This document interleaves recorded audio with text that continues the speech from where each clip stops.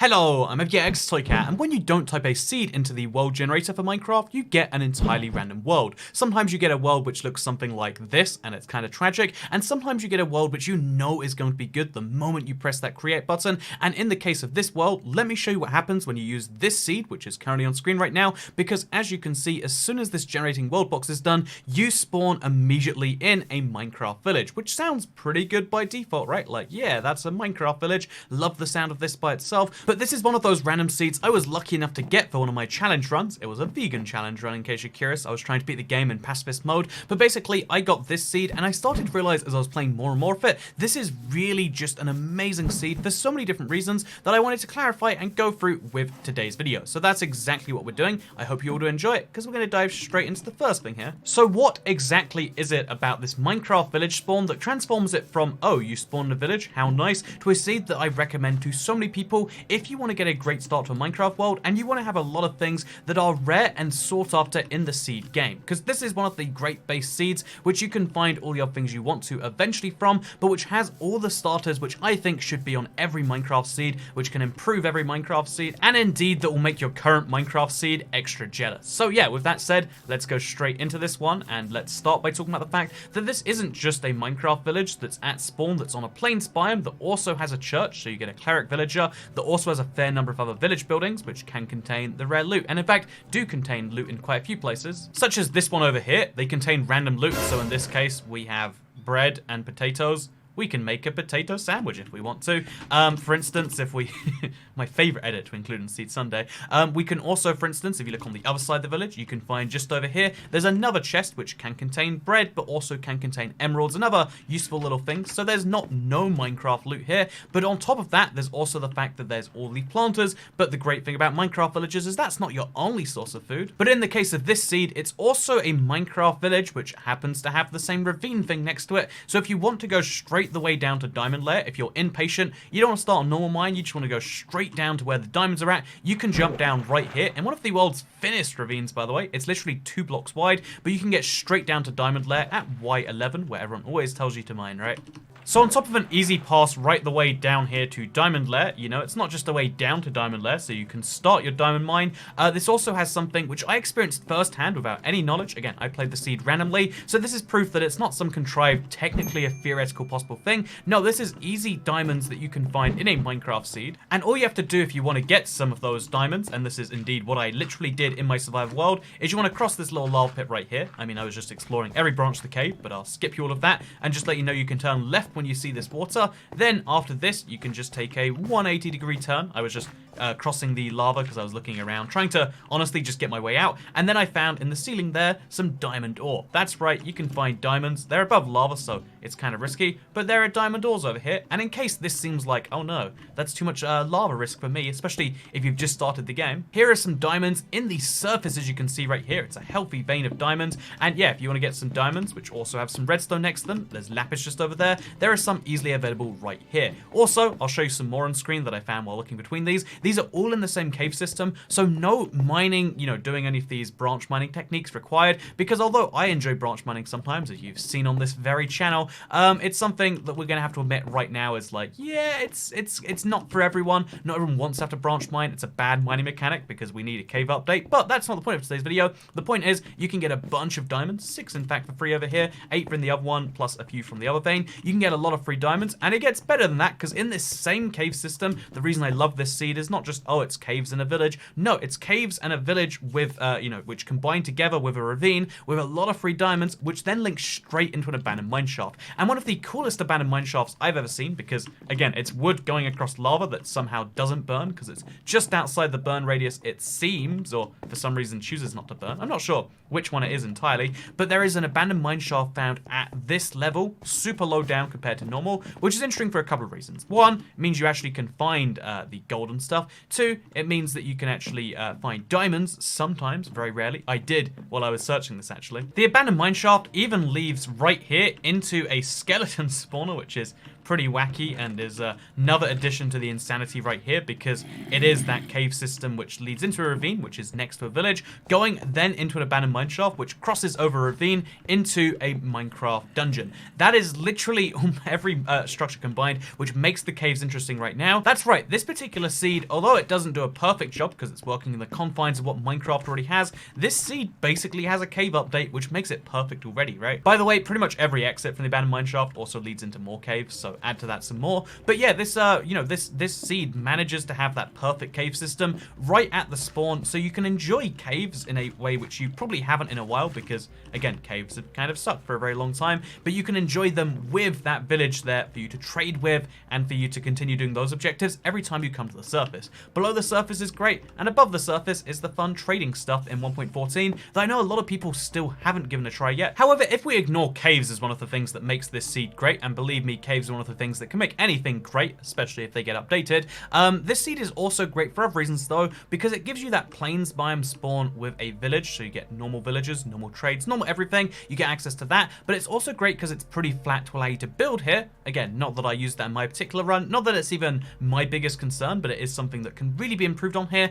But my biggest concern is like the biomes around spawn, what they allow you to do, and this this seed in particular had a really great variance of them. So one of the things you might care about when it comes to biomes are the tree types you can get, because wood is one of the easiest things to build with in the early game. There's a roof forest over here, but a pretty tiny roof forest. Again, these are usually just lumbering biomes which are way bigger than you ever want them to be. No, here's a roof forest that, as you'll notice, has birch trees mixed in and has oak trees mixed in as well. So that's 3 tree types, even if you don't consider the fact that it's just a regular forest over here. And yeah, basically having just 3 types of wood surround this village that's in a plains biome that's really small in pretty manageable sizes is really great. You can choose how big this forest is or isn't if you want to, but then also there's an iceberg biome just over here. This helped in my particular case because you know what it allowed me to do? It allowed me to very, very easily have access to snow, which is wonderful for if you're going to the Nether the first time, which we should actually mention later. We'll come back to the Nether because that's a great feature of this seed. But here's the other thing about this seed. That's right, continue heading in the same direction of the,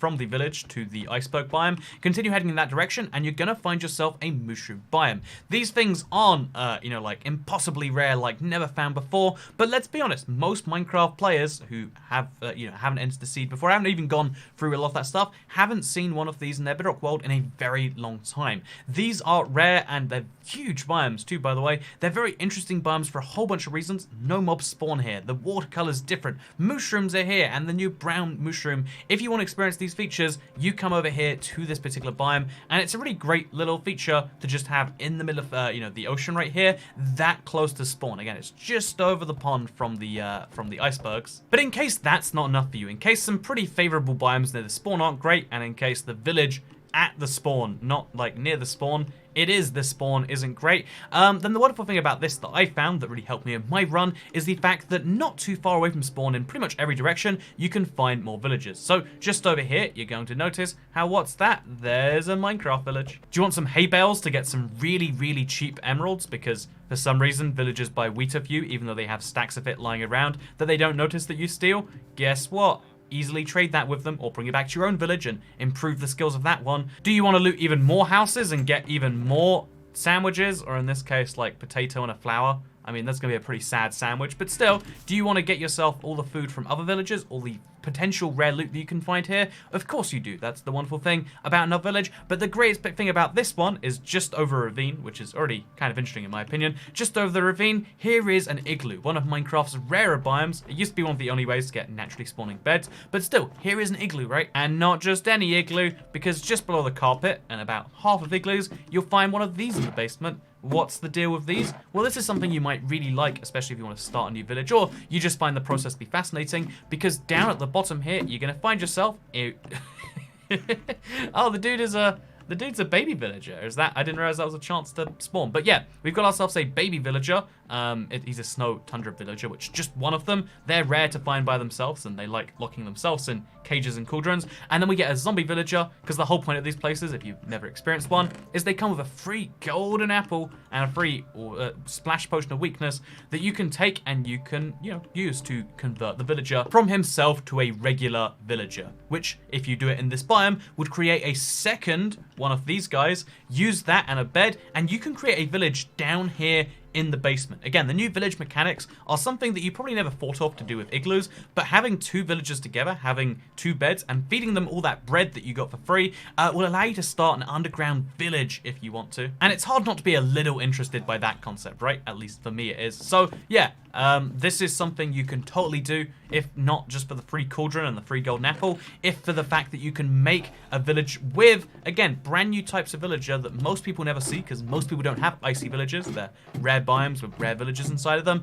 That's a wonderful little feature. I'm going to be honest with you, it's one I didn't even indulge in my experience by itself. It's something I found just now, but the fact that that adds to it so much is wonderful in my opinion. Something else I didn't spot my own playthrough, but I will definitely recommend right now, is this ravine right here. It's a ravine which crosses a river, makes this very interesting thing every time because the ravine gets cut in two. It looks like it's two ravines next to each other, and this ravine is notable because what's that? Is that an abandoned mineshaft in this ravine as well? Yes it is. Want to explore more abandoned mineshafts? Pretty low down too. Not diamond level low, so I'm not gonna 100% recommend it, but still very interesting thing to see. But the other thing that makes this cool is crossed with this ravine, intersecting the rareness of the ravine by itself, we have ourselves, what's that? It's a zombie spawner where you can find rare enchanted books, horse armor, you can find saddles, all those sorts of free things, and just a zombie spawner this close to the surface. Again, I can't explain to you how close this is to the surface compared to normal. 62 blocks down the bottom, but like 3 blocks down from the surface is all you have to break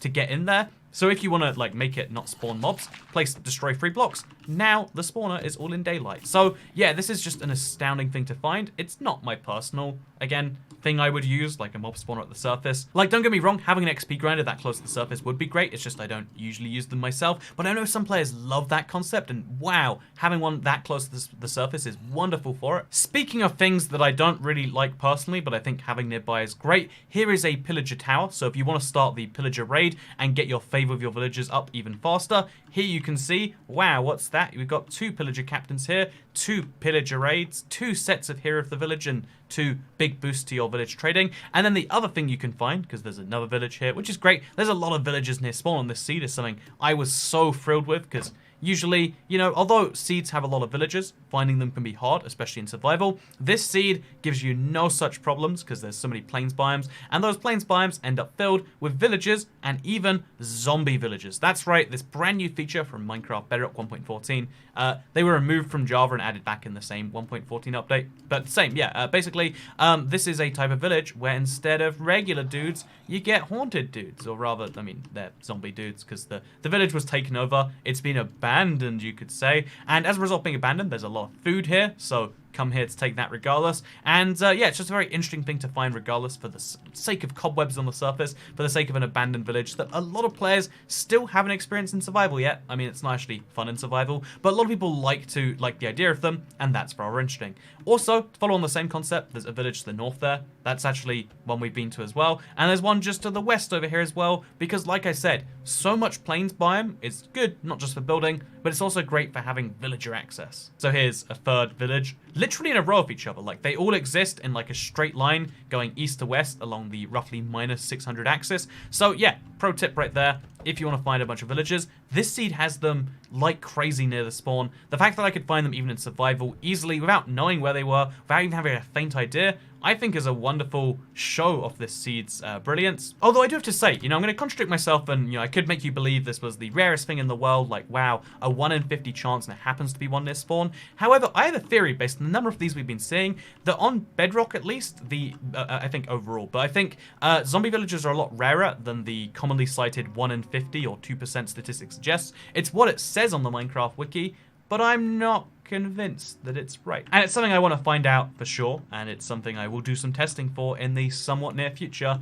But just keep in mind, I think there's something weird about the frequency we're seeing these in the seeds that you might have even noticed yourself. So yeah, I am curious about that too. So yeah, this is a simple seed, this is a random seed, but it's a seed I really enjoyed personally with my time with, and that reminds me that some Minecraft seeds are just more fun than others for certain people. The wonderful thing about the point of this Seed Sunday series is to show you lots of different seeds, because lots of people want different things for different people. A lot of, people don't care about the cave aspect of Minecraft, they never go mining. Why does it matter that all these things combine? I'll admit, this seed might not be great for you, even if the village spawn thing is great. Maybe the other things aren't wonderful. Maybe you've seen igloos before, you've seen abandoned villages, those aren't interesting things to you. That would be a fine takeaway from this. However, if you like all those structures, if you like the idea of making an underground village, or you like the idea of having all these cave things connected, so you actually have a proper underground exploration-based experience, which is otherwise impossible in Minecraft.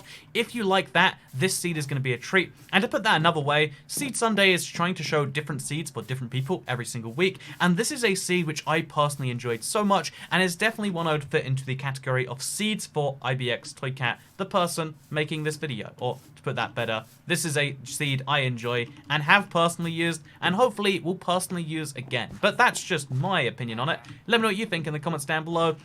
Whether this was a great seed to you, or if you actually do hate all the things that make this great to me, because again, this is my little passion seed, and I hope you all enjoyed seeing that. Thank you very much for watching this video. Thank you for the editing on this, and thank you for choosing to subscribe with notifications turned on if you have done that, because that's how you see more of these videos every single day on your homepage. Anyway, I'll see you all in another video probably. Goodbye.